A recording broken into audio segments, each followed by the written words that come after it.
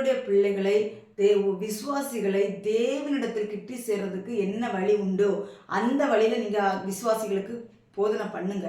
உங்களிடத்தில் கிட்டி சேர்றதுக்கு போதனை பண்ணாதீங்க. தயவு செஞ்சு சொல்லுகிறேன், தேவனிடத்தில் அவர்களை கிட்டி சேர்க்கிறதுக்கு என்னென்ன காரியங்கள் உண்டோ அதை செய்யுங்க.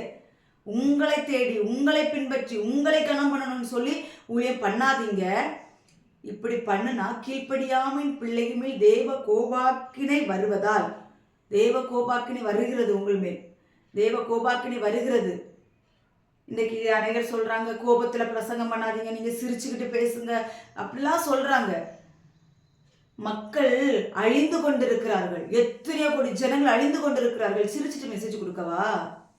இல்ல நான் கர்த்தருடைய வார்த்தை கொடுக்கவா? இல்லை நான் சிரிச்சுட்டு மெசேஜ் கொடுக்கவா? இல்லை உங்க வார்த்தையை நான் கேட்கவா? கர்த்தர் சொல்லுகிறதை செய்யணும். வீண் வார்த்தைகள் செய்யக்கூடாது என்றுதான் வேதவசனம் சொல்லுகிறது. அதனால நீங்க யாருமே அவர்களுக்கு பங்காளிகளாக ஆகாதிருங்கள். இந்த பொருளாசை பிடித்து கர்த்தருடைய ஊழியத்தை செய்கிறவர்களுக்கு நீங்க பங்காளிகள் ஆகாதிருங்கள். அவர்களை விட்டு விலகுங்கள் என்று